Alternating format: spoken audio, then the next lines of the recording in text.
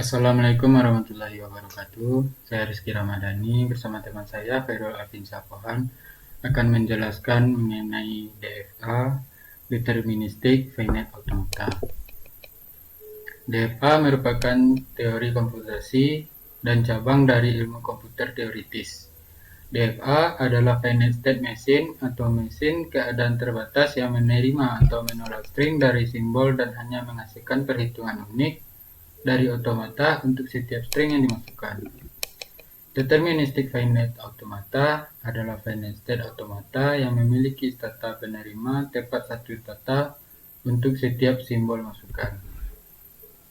Dalam deterministic finite automata, untuk karakter input tertentu, mesin hanya dapat menuju satu state dan fungsi transisi dipakai pada setiap state untuk setiap simbol input.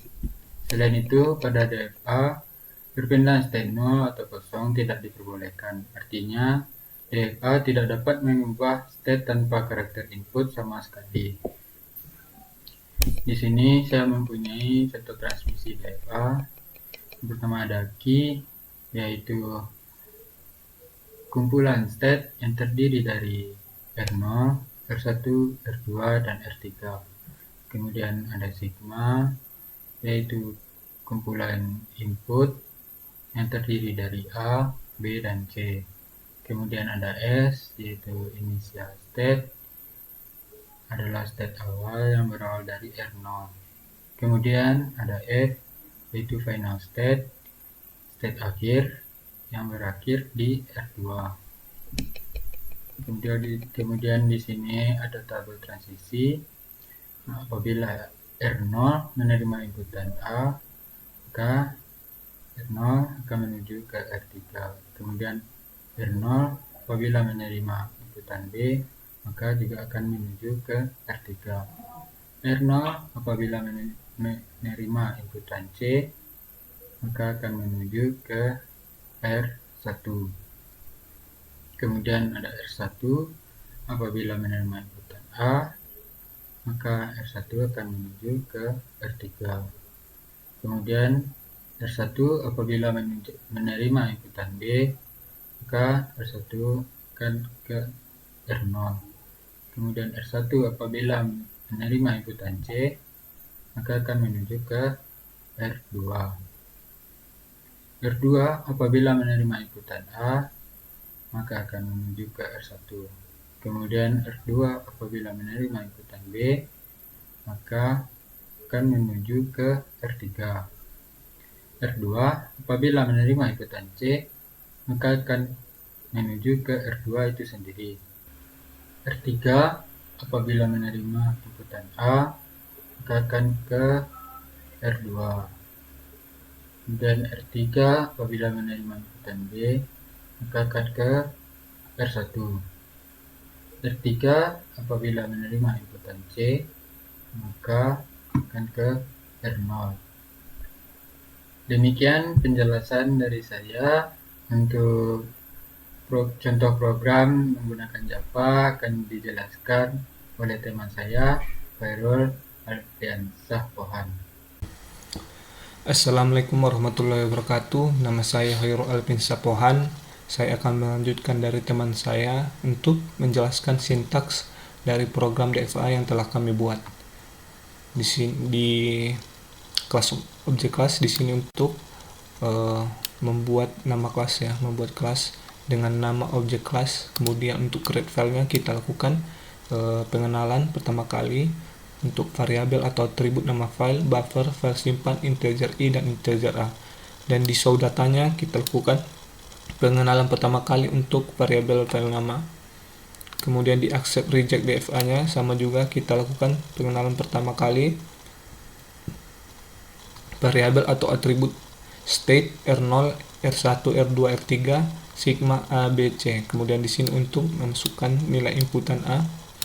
Kemudian untuk create file kita buat method setter, kemudian method getternya, kemudian untuk output create file. Kemudian kita ke main Java, kita punya buffer reader, input stream reader, throw exception. Kemudian di sini untuk memanggil si objek kelas. Kemudian di sini yaitu untuk proses yang akan dilakukan oleh user yang akan ditampilkan menggunakan sistem out_println. Kemudian di sini untuk inputan data createFile.txt yang akan ditampilkan kepada user, nama file untuk menyimpan data, masukkan data, dan datanya akan dimasukkan ke line ke-1 ataupun line kedua. Kemudian di sini untuk proses simpan data dan createFile.txt atau teks, import file writer. Kemudian di sini yaitu untuk membuat jarak ya antara create filenya dan show data. Kemudian di sini akan ditampilkan kepada user, masukkan file yang akan kita lihat, kemudian lengkap dengan direktorinya, contoh data.txt atau teks, masukkan nama file. Kemudian di sini proses pengambilan isi file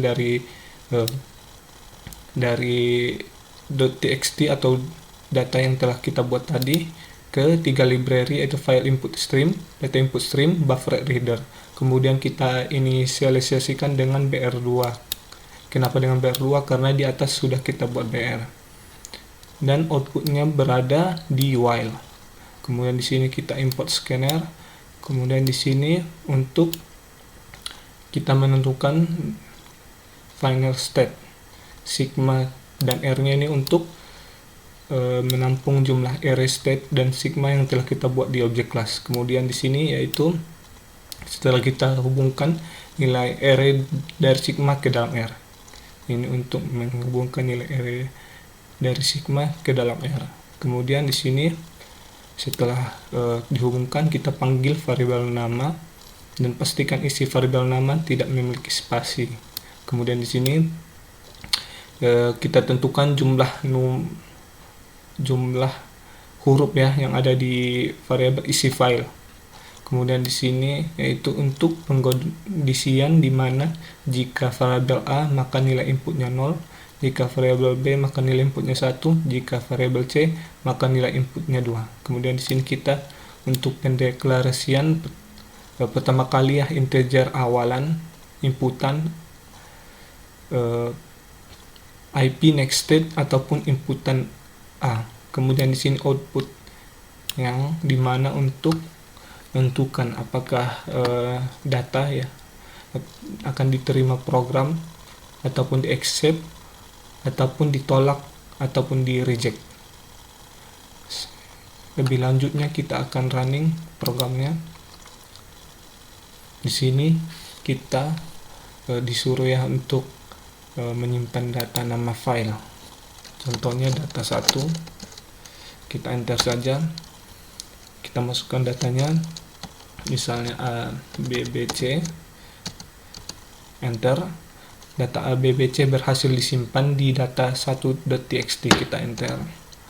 Kemudian kita panggil ya, dari direktori yang telah kita simpan, data 1.txt atau teks, dan isi filenya tersebut ABBC. Kemudian apakah data ini diterima oleh program, kita enter. Di reject, kita lihat ya kepada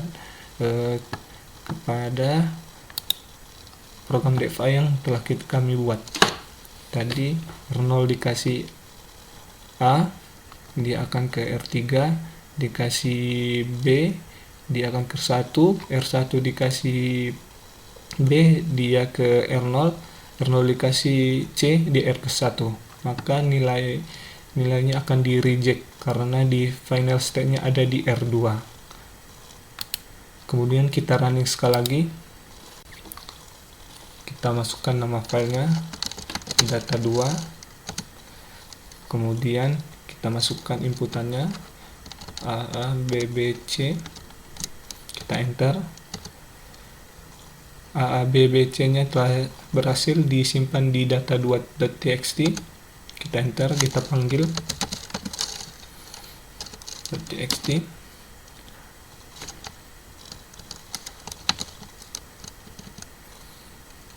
Kita enter. Apakah diterima? Kita enter. Di accept. Kita coba, kita lihat ke program yang telah kami buat. R1 dikasih nilai A ke R3, R3 dikasih nilai A ke R2, R2 dikasih nilai B ke R3, R3 dikasih nilai B ke R1, R1 dikasih nilai C. Maka programnya diterima karena final state-nya di R2. Sekian dan terima kasih. Assalamualaikum warahmatullahi wabarakatuh.